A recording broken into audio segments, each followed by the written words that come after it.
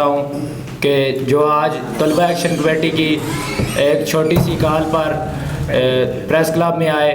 میں آپ تمام بھائیوں کا، تمام طلبہ ساتھیوں کا، تمام تنظیمی نمائندگان کا شکریہ ادا کرتا ہوں. اس کے بعد میں یہ بات واضح کر دینا چاہتا ہوں کہ طلبہ ایکشن کمیٹی 2022 سے مظفر آباد ڈویژن کے اندر سرگرم عمل ہے. جب ریاست بھر میں جب ریاست کے ایوانوں سے ایک 15ویں آئینی ترمیم کرنے کی کوشش کی گئی تو مظفر آباد کے طلبہ نے اس جڑت کو ایک جڑت بنائی جس کو طلبہ ایکشن کمیٹی کا نام دیا گیا، جس نے 12 اگست 2022 کو گیلانی چوک میں، عزیز چوک میں تاریخ ساز ایک اجتماع اکٹھا کر کے اور تاریخ ساز مظفر آباد ڈویژن میں شٹر ڈاؤن اور پہیہ جام کر کے ایوانوں میں بیٹھی ان تمام نادین قوتوں کو یہ پیغام دیا کہ طلبہ ریاستی شناخت پر کوئی کمپرومائز نہیں کریں گے. اس کے بعد جب پونچھ میں عوامی تحریک کی بنیاد رکھی گئی تو مظفر آباد میں اس تحریک کو آن کرنے والے، اس تحریک کو شروع کرنے والے اور اس تحریک کو شروع کرنے کا اعزاز طلبہ کے پاس ہے، طلبہ ایکشن کمیٹی کے پاس ہے. طلبہ نے یہاں پر سب سے پہلے طلبہ ایکشن کمیٹی بنائی، اس کے بعد کھابڑا ایکشن کمیٹی بنی، اس کے بعد عوامی ایکشن کمیٹی مظفر آباد بنی اور اس کے بعد عوامی ایکشن کمیٹی مظفر آباد نے تینوں ڈویژن سے مزاحمت کاروں کو بلا کر جموں کشمیر جوائنٹ عوامی ایکشن کمیٹی کے پلیٹ فارم کا قیام عمل میں لایا. ہم یہ سمجھتے ہیں کہ حالیہ عوامی تحریک میں بھی طلبہ کا کردار کسی سے ڈھکا چھپا نہیں ہے. سب سے زیادہ گرفتاریاں، سب سے زیادہ تشدد طلبہ کے اوپر ہوا ہے. جو 3 نوجوان ہمارے شہید ہوئے ہیں وہ بھی طالب علم ساتھی تھے. اور اس کے بعد جو مین جو مزاحمت ہوئی ہے سڑکوں کے اوپر، آپ دیکھیں 17 اکتوبر کو طلبہ جوائنٹ عوامی ایکشن کمیٹی کے ساتھ اس موقف پہ چلے تھے کہ طلبہ یونین الیکشن شیڈیول جاری کروایا جائے. اور ہم جوائنٹ عوامی ایکشن کمیٹی کو مبارکباد بھی پیش کرتے ہیں کہ انہوں نے ہمارے مطالبے کو اپنے چارٹر آف ڈیمانڈ کا حصہ بنایا. اپنے مذاکراتی عمل سے 4 فروری 2024 کو جو جاری ہونے والا کشمیر ہاؤس مذاکرات سے جو جاری ہونے والا سرسیز کا نوٹیفکیشن ہے، اس میں 7واں یا 8واں پوائنٹ ہے، اس میں طلبہ یونین الیکشن پر پیش رفت کا واضح اقدام اٹھایا گیا.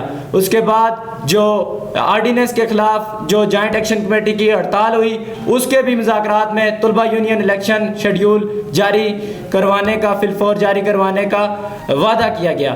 تو ہم یہ سمجھتے ہیں کہ طلبہ عوامی تحریک کے ساتھ بھی کھڑے رہے. اور اب جب یونیورسٹی میں طلبہ شعبہ قانون کی یہاں پر کثیر تعداد آپ کے سامنے بیٹھی ہے، آپ جب یونیورسٹی کے طلبہ کے اوپر انتظامیہ کا کریک ڈاؤن ہوا تو میں یہ سمجھتا ہوں کہ اس کی بنیادی وجہ اس وقت ریاست میں طلبہ کی یونین موجود ہونا نہ ہے.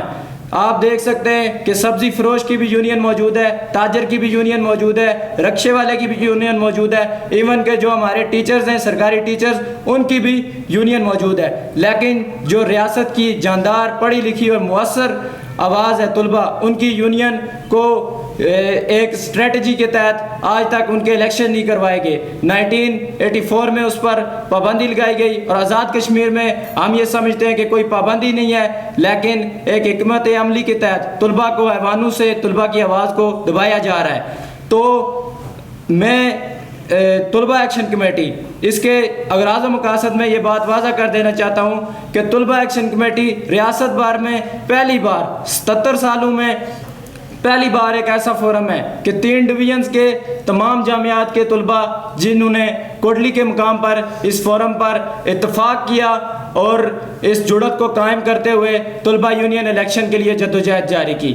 اب یہاں پر چند ایسے شرپسند عناصر جو ایسا ایک پیغام دینا چاہتے ہیں، ایسا کہ طلبہ ایکشن کمیٹی کسی نظریاتی بحث کا حصہ ہے یا کسی نظریے، کسی ملک، کسی ادارے کے خلاف ہے، جو کہ سراسر ہم اس کو آج کی اس پریس کانفرنس سے مسترد کرتے ہیں. ہم یہ سمجھتے ہیں کہ پاکستان بھر کے اور دنیا بھر میں موجود جتنے بھی طلبہ ہیں، طلبہ برادری ہماری ایک ہی برادری ہے، وہ طلبہ برادری ہے. ہمارا ایک ہی ازم ہے، وہ طلبہ ازم ہے. اور پاکستان کے تمام مظلوم محکوم طلبہ اور عوام کے ساتھ ہم شانہ بشانہ ان کی تمام جدوجہد میں کھڑے ہیں. تو یہ ہم انتظامیہ اور حکومت کو یہ بات واضح کر دینا چاہتے ہیں کہ ہماری جدوجہد پرامن ہے. اگر ہماری اس پرامن جدوجہد کو سبوتاژ کرنے کی کوشش کی گئی یا کوئی بھی ایسا اقدام اٹھانے کی کوشش کی گئی تو تمام تر ذمہ داری